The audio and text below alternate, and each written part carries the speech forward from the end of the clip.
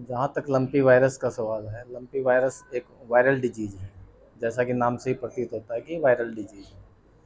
और यदि हम यमुनानगर की बात करें तो 12 जुलाई को हमारे पास ये पहला केस रिपोर्ट हुआ था, रादौर हलके में हुआ था। हो सकता है कि वो कोई एक पशु अपना पंजाब से लेके आया हो, क्योंकि इन्फेक्शियस डिजीज़ है और मक्खी मच्छरों के द्वारा एक दूसरे से फैलती है। तो इस करके रादौर से शुरू हुई थी ये बीमारी और आज तक हमारे पास लगभग 9,000 केस इसके आ चुके हैं, जिसमें से ये सब बड़ी अच्छी बात है कि 4300 पशु हमारे रिकवर भी हो चुके हैं। जहाँ तक वैक्सीनेशन का सवाल है, वैक्सीनेशन इसकी आ चुकी है।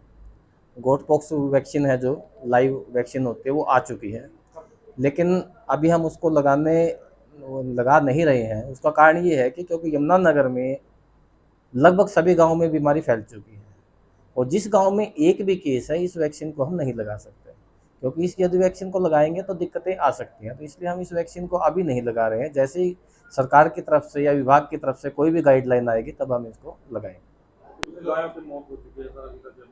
अभी तक यदि मौत की बात करो तो 14 गाय की मृत्यु हुई है और वो मृत्यु जो हुई है उसको हम एलएसडी से नहीं कह सकते, क्योंकि उसके जो कुछ गाय ऐसी हैं जो पहले से बीमार थी, उनमें मौत हुई है, जो है कमज़ोर गायें थी। तो इस प्रकार से 14 गायें अब तक मृत्यु हमारे दर्ज हुई। सर क्या इस किसानों को क्या कोई इनकी सावधानियां किस तरह से रख रखाव करें पशुओं का कोई?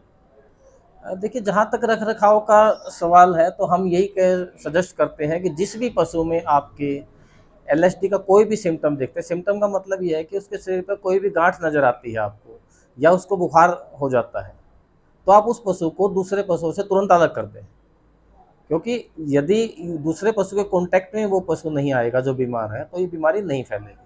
दूसरा जो पशु को आ गई है उसको आप सेपरेट करके मच्छरदानी लगा दें, ताकि मक्खी जो और मच्छर उसके खून को चूस के दूसरे पशु पे ना जा सके। यही सबसे बड़ी सावधानी है इसकी। हम ये बार बार कहते हैं और मैं ये बात जोर देकर कहना चाहता हूँ कि पशु के दूध में कोई भी दिक्कत नहीं है। जिस प्रकार से पहले हम उबाल के दूध पीते थे, उसी प्रकार से उबाल के दूध अब पिए, कोई भी किसी प्रकार की दिक्कत नहीं है। ये हम बार बार कहते हैं और इसको मैं आपके आपके तरफ से भी ये कहूँगा, बल्कि आज हमारी डीसी साहब से भी बात हुई थी, उन्होंने भी ये बात कही थी, तो उनको भी हमने कहा था कि ये आप भी अपनी तरफ से भी ये न्यूज़ दें, तो वो भी शायद इस न्यूज़ को कल लगाएंगे। ये बहुत ज़रूरी बात है कि पशु के दूध में कोई भी दिक्कत नहीं है। तो क्या सर इससे गाय का दूध कम होता है, इससे फर्क पड़ता है इस बीमारी से? देखिए, जैसे ही बीमारी आएगी, कोई भी बीमारी हो, जब पशु थोड़ा बहुत चारा कम कर देता है या कोई इसमें इन्फेक्शन होता है तो ऑटोमेटिक दूध कम हो जाता है।